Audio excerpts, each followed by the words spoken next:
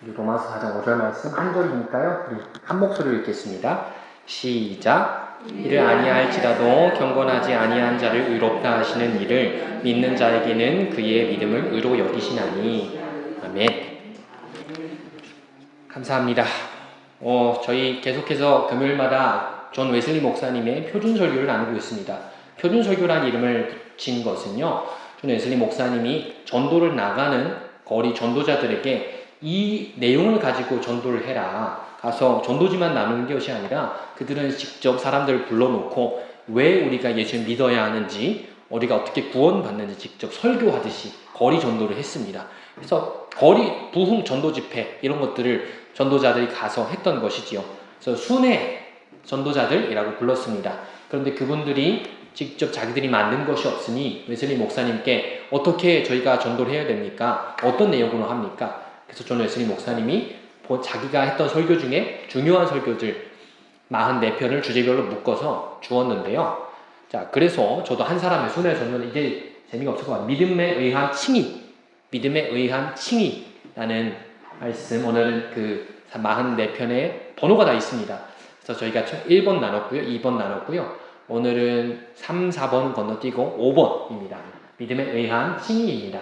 그래서 한 사람의 웨슬리의 그 설교자를 따라서 저도 순회 광희 웨슬리가 되어서 오늘도 말씀을 나누도록 하겠습니다.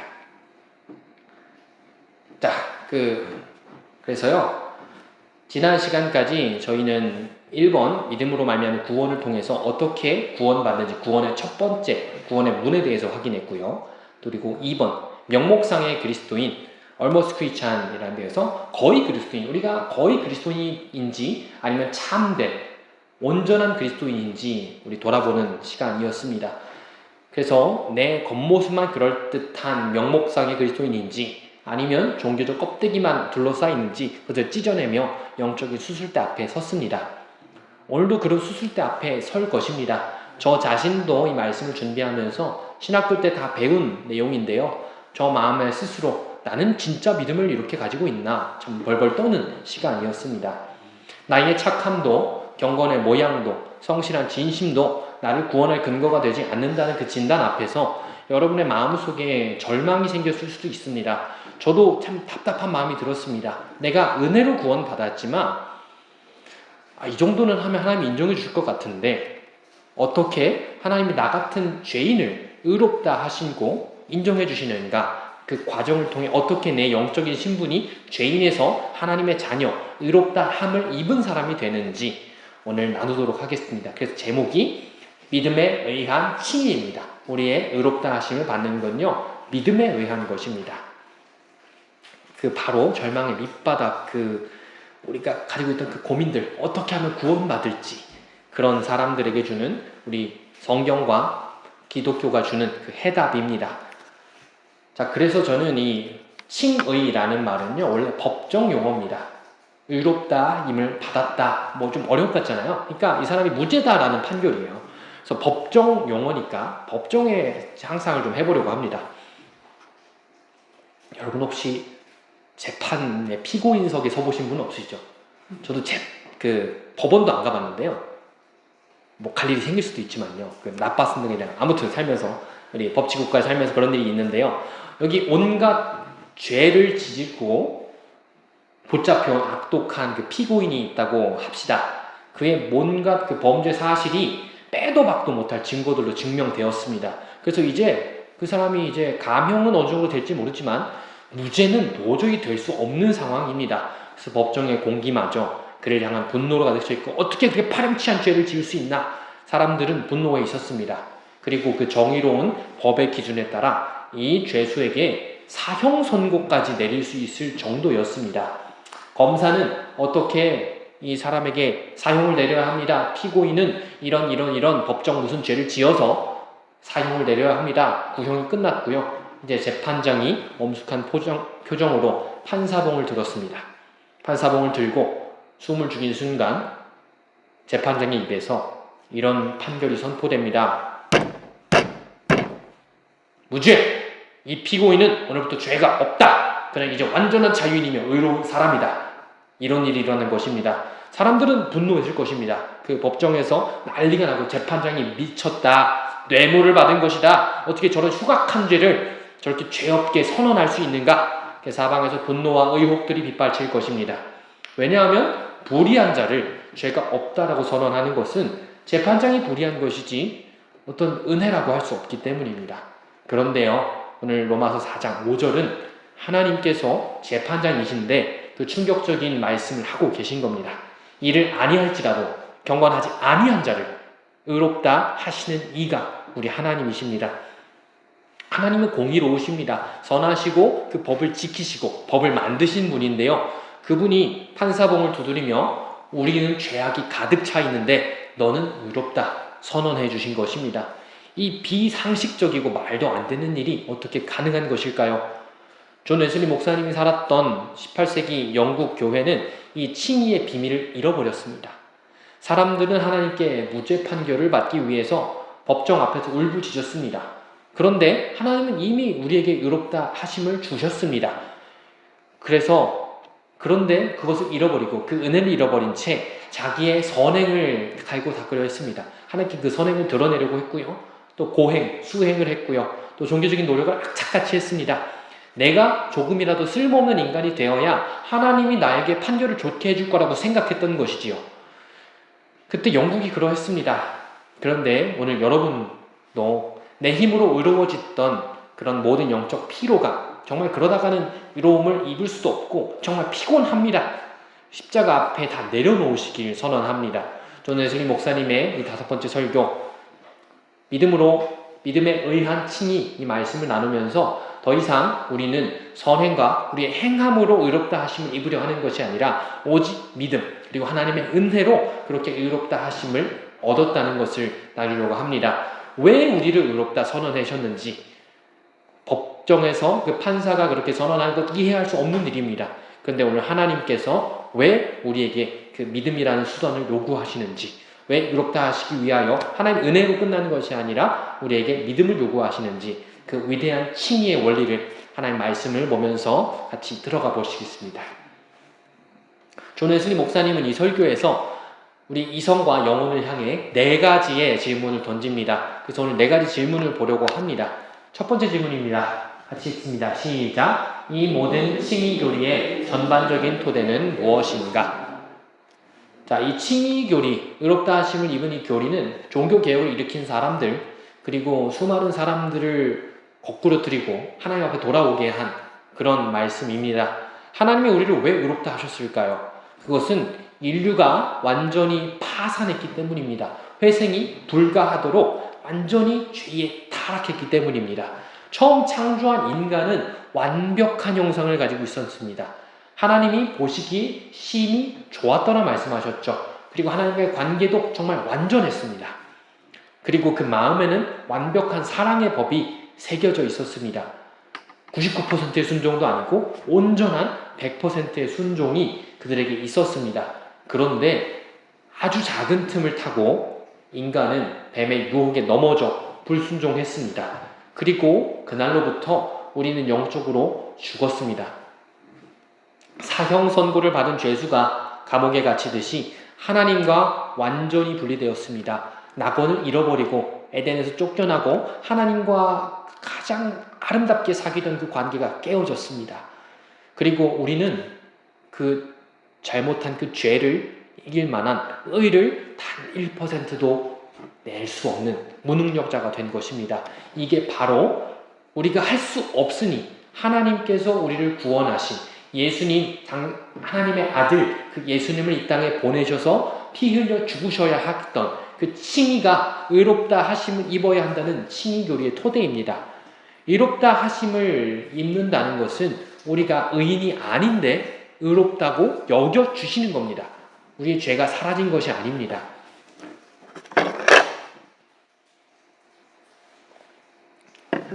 자, 저희 동산교회 청년부는 2개의 그룹이 있습니다. 편하게 저희는 30대, 20대라고 저는 이렇게 부르는데요. 그렇게 청년부가 2개가 있는데, 20대 청년부 톡방에, 카카오톡 방에 오늘 선생님이신 안윤희 권사님이 그 동영상을 하나 올려주셨습니다. 그걸 묵상하면서 오늘 설교랑 내용이 있다 해서 거기서 조금 가져왔습니다. 그런데요, 이 칭의를 생각할 때에 가만히 십자가를 묵상하다 보면 하나님이 인류를 구원하시기 위해 독생자 예수를 내어주셨다는 사실을 머리로는 이해합니다. 정말 감사합니다. 어렸을 때부터 들어왔습니다. 그런데 예수님이 나 한 사람을 위하여 죽으셨다는 말은 정말 비현실적이고 좀 부담스럽기도 합니다.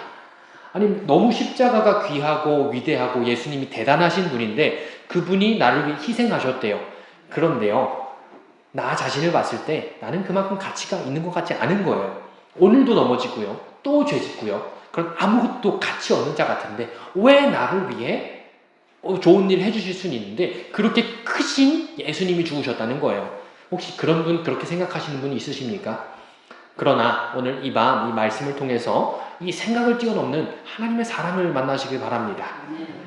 지금 이 지구상에는 제가 오늘 찾아보니까요, 82억 명 이상의 사람이 살고 있습니다. 많이 늘었죠? 많이 늘었습니다. 근데 우리는 자꾸 수치로만 생각합니다. 예수님이 십자가를 지신 건 80억의 인류를 살리려 하신 것이다. 그러니까 나는 80억 명 중에 한 명, 그러니까 80억 분의 1. 그러니까 예수님이 너무 예수님의 보혈이 너무 귀하고 너무 위대하고 큰 건데, 그러니까 80억을 살릴 수 있고 나는 80억 중에 한 명이다. 이렇게 작게 생각할 수 있습니다. 근데 아닙니다. 하나님 그런 분 아닙니다. 성경을 보십시오. 성경은 하나님이 인류가 80억 될 때까지 기다렸다가 이 정도 됐으니 내 아들을 보내서 이 많은 사람 살리려고 십자가를 준비한 것이 아니라는 것입니다. 창세기 3장 15절을 보겠습니다. 같이 읽습니다. 시작. 내가 너로 여자의 원수가 되게 하고 내 후손도 여자의 후손과 원수가 되게 하리니 여자의 후손은 내 머리를 상하게 할 것이요 너는 그의 발꿈치를 상하게 할 것이니라 하시고. 아멘. 자, 이 말씀은 인류가 몇 명일 때 하나님 주신 약속입니까? 인류가 처음 타락하고 창세기에서 하나님께서 아들, 여자의 후손, 예수님을 보내시겠다는 약속은 인류가 80억 명도 아니고요, 60억 명도 아니고요, 1억 명도 아니고 세상에 단 2명 있을 때 약속하셨습니다. 그렇다면 우리 한 사람 위해서 아들 예수 그리스도를 주실 수 있다는 것입니다. 인류가 2명일 때나 80억 1명일 때나 하나님은 최고의 것을 우리에게 주실 작정을 하신 분이라는 것입니다. 한 사람이 있을지라도, 2사람이 있을지라도 그 사람들 살리시려고 독생자 예수를 그 대속의 제물로 내려주시는 분이 우리 사랑의 하나님 아버지시라는 것입니다. 이 의롭다 하심을 얻는 이 칭의의 토대는 단순히 우리가 죄를 지었다는 그 사실에서 끝나지 않습니다.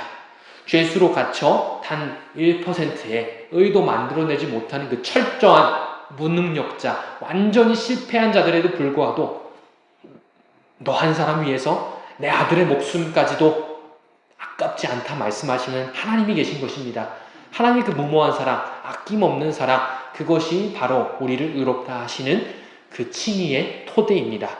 이 밤 80억 분의 1, 나는 작은 한 사람이니까 예수님의 그 크신 은혜로 나는 구원받았다. 근데 나는 작은 것이다. 이게 아니라 나 한 사람을 위해서라도 십자가를 지실 수 있는 예수님의 사랑을 붙잡으시길 바랍니다. 두 번째입니다. 두 번째 같이 읽습니다. 시작. 칭의는 무엇이고 무엇이 아닌가? 자, 그렇다면 칭의가 무엇일까요? 존 웨슬리 목사님은 당시에 영국의 수많은 종교인들이 가졌던, 그리고 오늘날 우리가 가진 치명적인 오해를 정면으로 부딪히며 깨부숴 주십니다. 오늘 설교에서 가장 중요한 부분이라고 할 수 있겠습니다. 자, 칭의는 하나님의 착각이나 속으심이 아닙니다. 어떤 이들은 말합니다. 우리는 불의한데 하나님이 불의한 걸 아시는데도 그냥 눈을 지금 잡아주시거나, 아니면 하나님이 우리를 그냥 대충 보셔서 저 정도면 괜찮지 하고 의롭다고 착각하셔서 우리 의롭다 하셨다, 이렇게 말하는 사람들이 있었다고 합니다. 그런데 아닙니다. 지혜로우신 하나님의 판단은 언제나 옳으십니다. 하나님 결코 속일 만한 분이 아니십니다.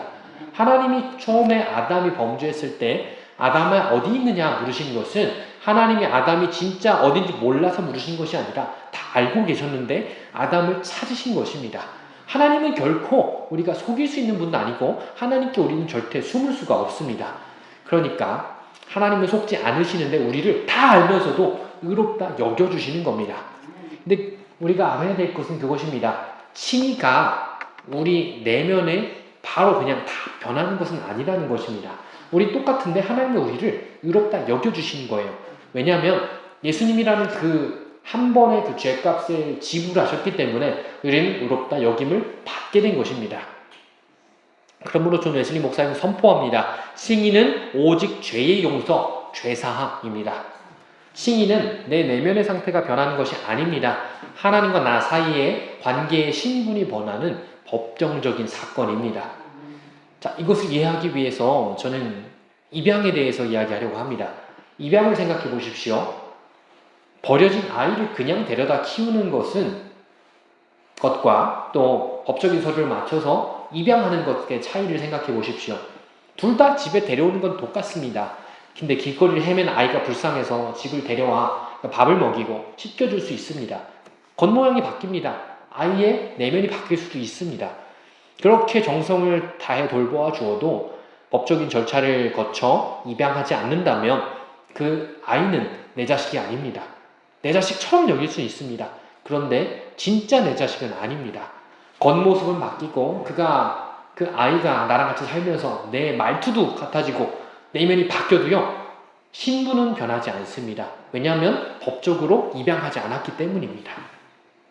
그러나 법원에 가서 도장을 찍고 법적인 입양 절차를 완전히 마무리하는 순간 달라집니다.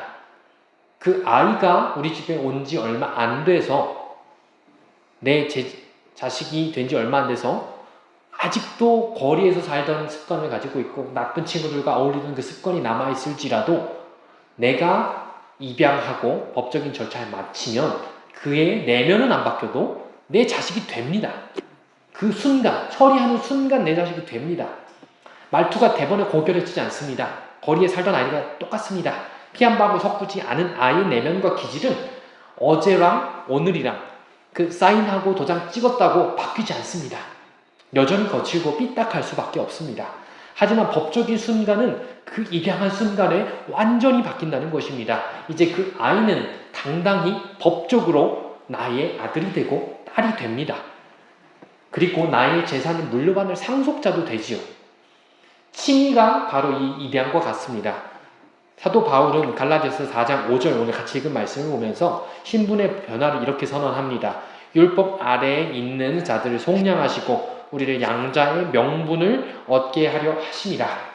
5절 말씀 같이 읽어보겠습니다. 시작. 율법 아래에 있는 자들을 속량하시고 우리와 내 명분을 얻게 하려 하심이라.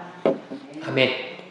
우리가 칭의를 입은 그 순간에 내 안에 있는 그 더러운 죄성이 뿌리째 뽑혀나가서 내가 완전히 천사처럼 거룩해지고 깨끗해지는 것은 아닙니다. 그러나 칭의는 내 내면의 내 상태가 변하는 것이 아니라 법적으로 넘어지고 부끄러운 기질을 그대로 가지고 있지만 예수님의 보혈의 피가 흘렸기 때문에 그것이 지불되었기 때문에 법정의 판사봉을 두드리듯이 아니면 우리 호적을 바꾸듯이 그 순간부터 법적인 하나님의 자녀로 변화되는 것입니다. 우리가 의로워서가 아닙니다. 우리는 여전히 죄인인데요. 여전히 죄의 기질을 가지고 있는데요. 예수님이라는 그 완벽한 공로로 그 법적인 덮개로 부끄러운 과거를 덮어버렸기 때문에 하나님이 우리를 자녀로 대우해 주시고 법적으로 하나님의 자녀가 되는 것, 이것이 바로 하나님의 칭의, 의롭다 여겨주시는 것입니다. 자, 그래서 셋째를 보겠습니다. 셋째 보겠습니다. 시작! 이님은 누구를 의롭다 하시는가? 자, 그래서 우리는 이 칭의에 대해서 누가 의롭다 하심을 얻을 수 있을까? 당시 영국의 많은 종교인들이 엘리트 종교인들이 어떤 수행이나 많은 일을 해서 하나님의 의를 입으려 했습니다. 이 칭의의 정의, 죄사함이라고 했죠. 이것을 정확히 이해했다면 이 세 번째 질문 앞에 섭니다. 그렇다면 이 위대한 죄사함의 재판 그리고 칭의의 도장은 도대체 누구에게 찍어주는가? 모든 사람에게 해준다고 했지요. 그런데 뭔가 인간의 생각으로는 과연 내가 그럴 만한 자격이 있는가? 계속 의심하게 됩니다. 사탄도 그것으로 참소합니다. 내가 그렇게 넘어지는 게 사실이니까요. 내가 조금 더 착해져야, 그리고 내가 온전히 회개해야, 경건의 모양을 어느 정도 갖추고 있어야지 하나님이 쓸만하지 않는가? 그리고 하나님이 의롭다 인정해 주시지 않는가 이런 생각을 하게 됩니다.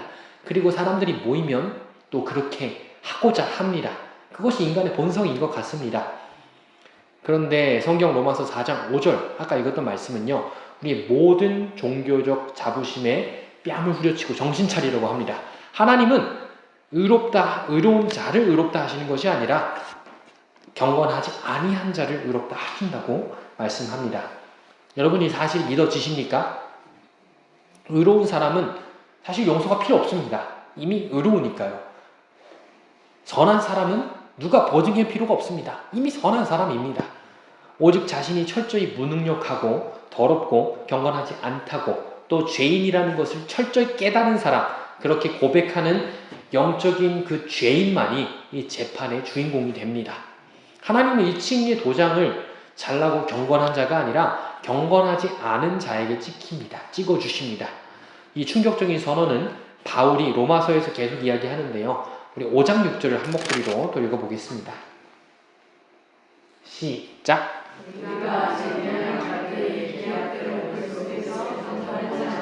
위하여 죽으셨도다. 아멘. 자, 보십시오. 그리스도께서 누구를 위하여 죽었다고 하십니까? 아직 연약할 때에 경건하지 않은 자를 위하여 죽였다고 하십니다. 내가 거룩해졌으니까 이제 이 정도를 거룩해졌으니 하나님이 나를 구원하셨구나 자격을 갖춰서 하는 것이 아니라 경건하지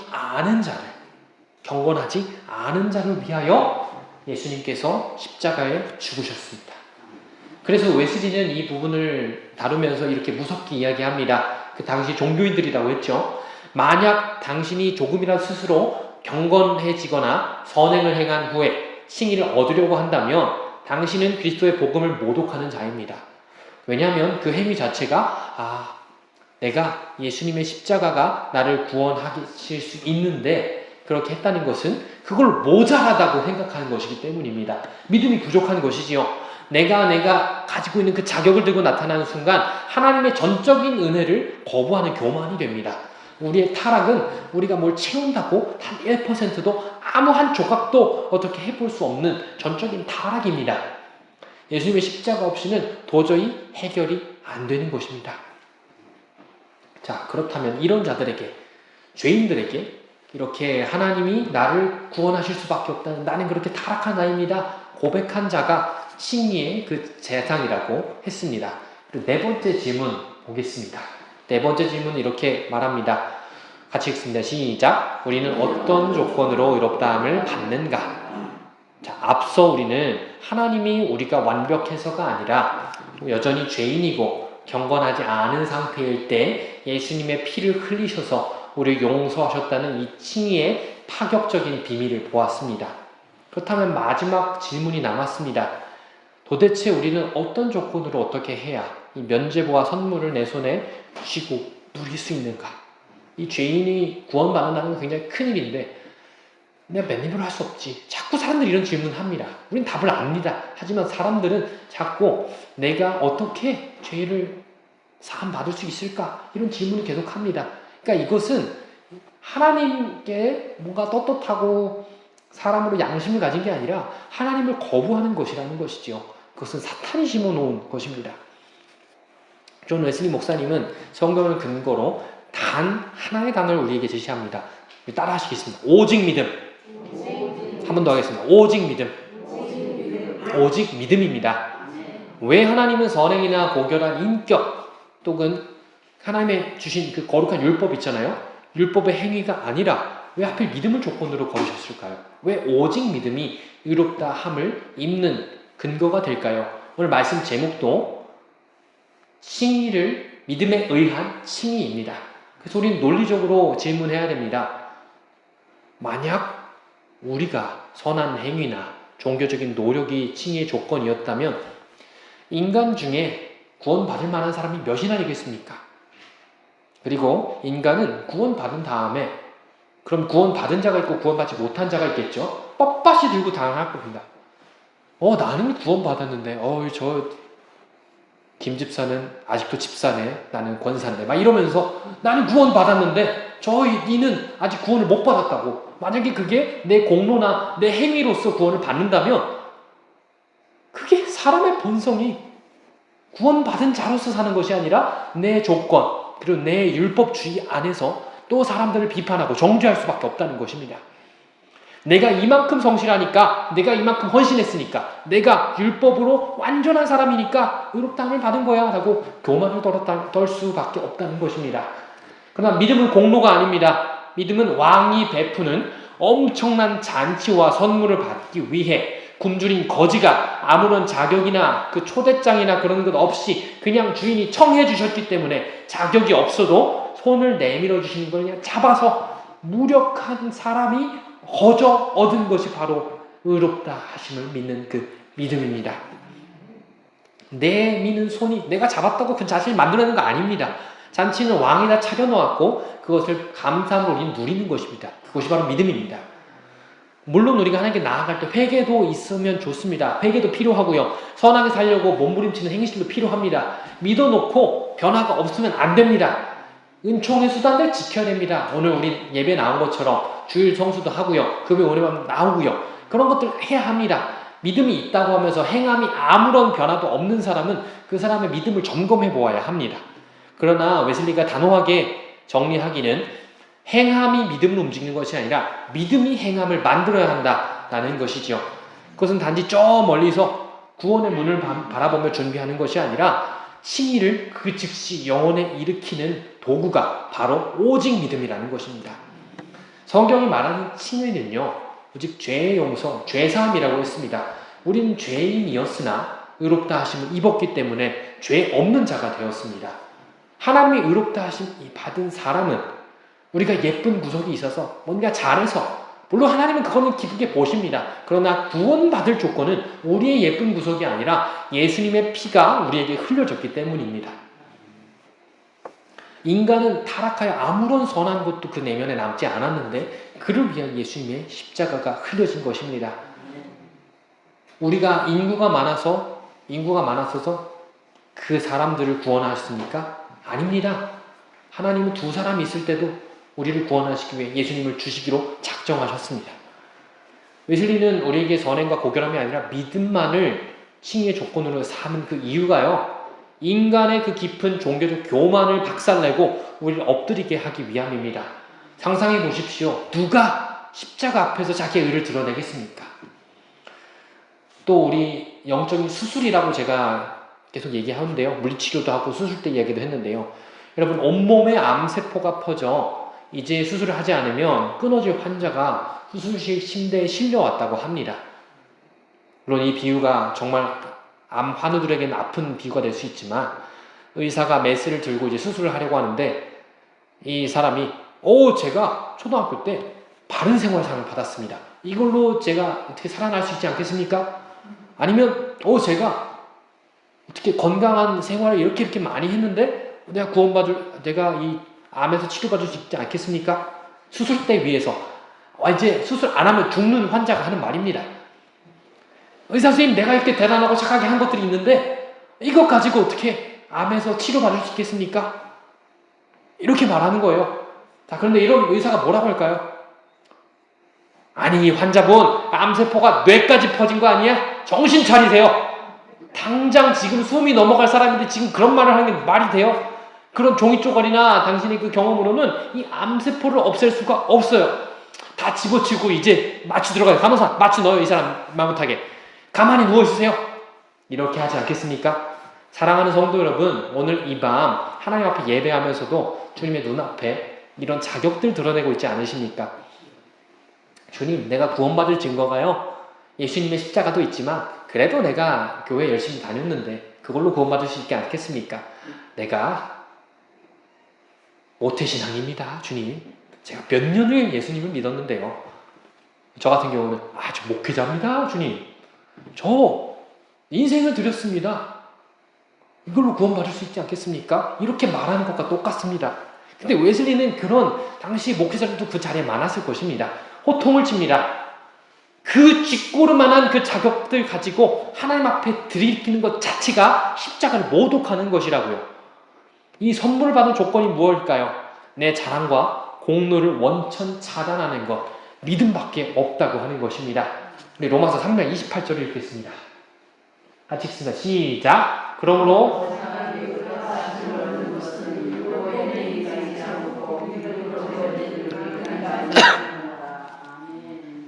아멘. 죄송합니다. 사람이 의롭다 하심이 있는 것은요, 왜 자격이나 어떤 행위 있지 않습니다. 수술대 위에 환자가 필요한 것은 그냥 누워서 수술 잘 받는 겁니다. 자신이 철저히 죽게 되었다, 이 수술 받지 않으면 나 죽습니다, 이렇게 하고 의사에게 맡기는 겁니다. 의사에게 뭐 이렇게 수술해달라고 수술 주겠습니까? 환자가요. 그렇게 온전히 던지고 맡기고 신뢰하는 것밖에 방법이 없습니다. 우리는 이런 그 복음의 앞에, 십자가의 복음 앞에, 말씀 앞에 서야 합니다. 하나님, 저 아무것도 할 수 없는 죄인입니다. 내 모습 이대로 주님 앞에 나아갑니다. 지옥으로 떨어질 수밖에 없는 경건치 않은 죄인입니다. 이렇게 엎드려야 합니다. 그때야 비로소 우리는 나를 위해 피 흘리신 예수 그리스도를 온전히 바라보는 그 살아있는 믿음이 열리게 될 줄 믿습니다. 존 웨슬리 목사님은 이 설교의 마지막 순간에 한글로도 보고 영어로도 봤는데요, 좀 무섭게 말씀하십니다. 저도 읽으면서 벌벌 떨었는데요, 청줄에 멱살을 잡고 막 흔드는 듯한 그런 어조로 말씀하셨습니다. 그리고 포효하면서 외쳤습니다. 이렇게 이야기했습니다. 지금 이 말을 듣고 있는 경건하지 않은 자야, 타락하고 무력하며 비참한 이 죄인아, 내가 모든 인간의 재판장이신 하나님 앞에서 내게 명령하노니 내 그 경건하지 않은 모습 그대로 하나님 앞에 뛰어가라. 예수를 바라보라. 세상 죄를 지고 가는 하나님의 어린 양이 저기 계신다. 내 행위나 내 의로움을 내밀지 말라. 심지어 내가 가진 겸손이나 통회하는 마음, 내 진심조차 구원의 자격으로 내밀지 말아라. 그것은 너를 피로 사신 주님을 부인하는 것이다. 우리에게 필요한 것은 오직 하나, 너에게 그 교만하고 완악하고 죄 많은 영혼을 위해 십자가에 지불한 그 언약의 피, 주님의 대속만을 주장하라. 그리고 이렇게 이어서 계속 이야기합니다. 오늘 이 밤 내 내면과 외면의 경건하지 못함을 보고 괴로워하는 자가 있으십니까? 당신이 주님이 찾으시는 한 사람입니다. 주님 앞에 나아가십시오. 주님이 선포하십니다. 내가 너를 원한다. 내가 너를 자녀 삼기 위해 십자가를 졌다. 그리고 내가 나를 믿고 온전히 신뢰할 때에 내가 너를 자녀로 삼기로 작정했다.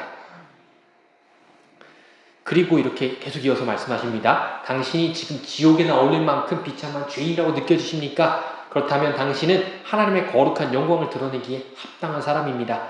내가 죄인이기 때문에, 하나님이 없으면 내가 이렇게 변화될 수 없기 때문에, 그 사람이 변화되면 그 인생 전체로, 인생 자체로 하나님의 영광을 드러낼 수 있다고 말씀하셨던 것입니다.